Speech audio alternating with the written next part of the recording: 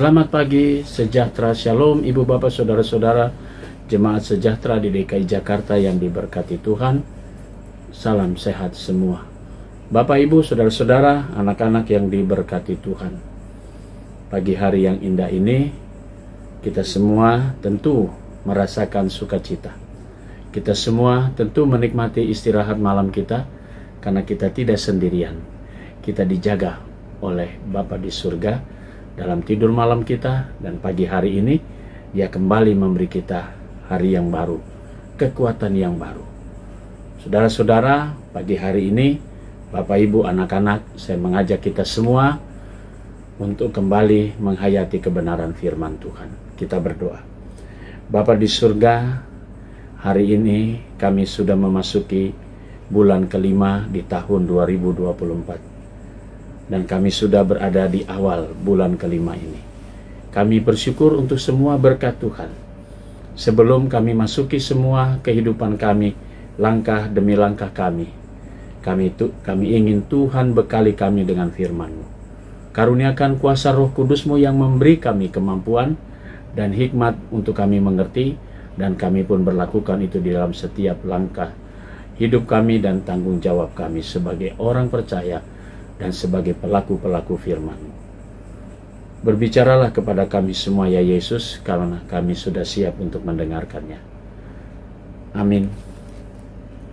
Bapak Ibu saudara-saudara, bacaan Alkitab kita di pagi hari ini terambil dalam kitab Injil Lukas, pasalnya yang ke-10, ayat 25 sampai 28. Penekanannya pada ayat 25 yang berkata demikian. Lalu berdirilah seorang ahli Taurat untuk mencoba Yesus. Katanya, "Guru, apa yang harus kuperbuat untuk memperoleh hidup yang kekal?"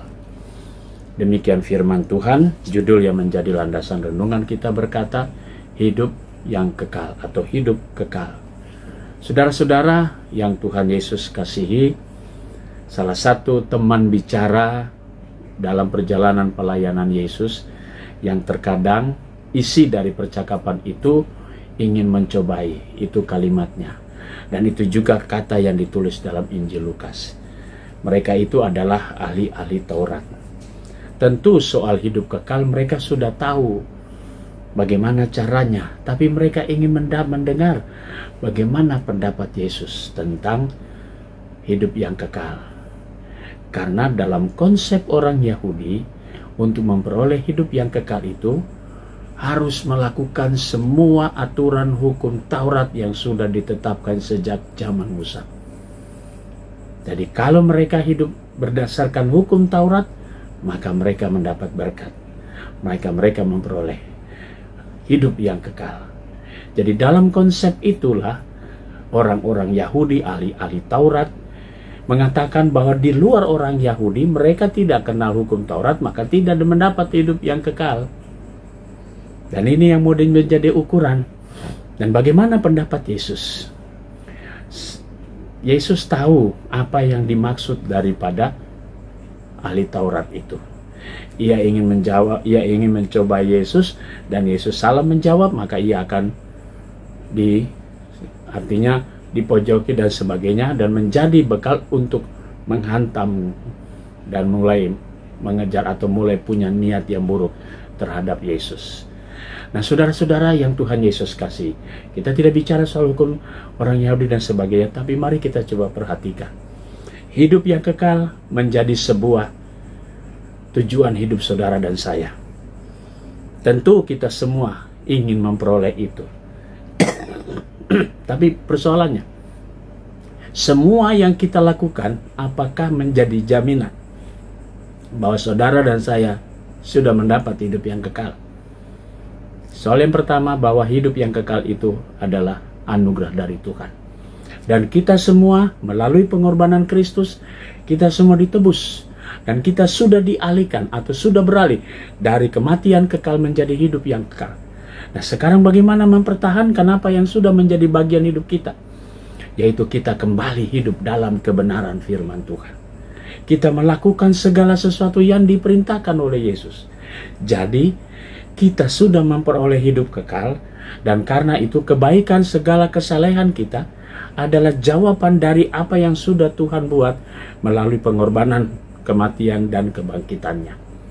Mari kita punya pemahaman yang sama, bahwa Yesus sudah menganugerahkan hidup yang kekal. Yesus sudah membawa kita dari kematian kekal menjadi hidup yang kekal. Dan karena itu, kita pertahankan dengan kita melakukan apa yang menjadi perintah Tuhan, yaitu kasihilah sesamamu manusia. Saudaraku, mari kita berkarya. Dan banyak orang di sekitar kita, mereka bukan musuh, mereka sesama kita. Kasihilah mereka. Kalau kita mengasihi Tuhan, maka kita juga mengasihi sesama manusia. Karena hukum kasih itu mengatakan, kasihilah Tuhan Allahmu dengan segenap hatimu, segenap jiwamu, dan segenap akal budimu. Dan kasihilah sesamamu manusia seperti dirimu sendiri. Tuhan memberkati saudara. Amin. Mari kita berdoa. Bapa di surga, terpuji namamu. Pagi hari ini kembali kami mau berdoa untuk Jemaat Sejahtera di DKI Jakarta. Pagi ini kami mau berdoa untuk jemaat Tuhan yang merayakan ulang tahun kelahiran Ibu Ana Nauli Olivia Panjaitan dan Saudari Priscilla Michelle Barbier. Tuhan memberkati sukacita saudara-saudara kami atas pertambahan usia mereka. Kami mau berdoa juga untuk keluarga sektor pelayanan 3, keluarga Diaken Alens Paa, dan keluarga Ibu Rose Furdelina. Tuhan memberkati keluarga-keluarga ini dengan berkat-berkat Tuhan. Kami juga mau berdoa untuk jemaat Tuhan yang dalam keadaan tubuhnya yang lemah.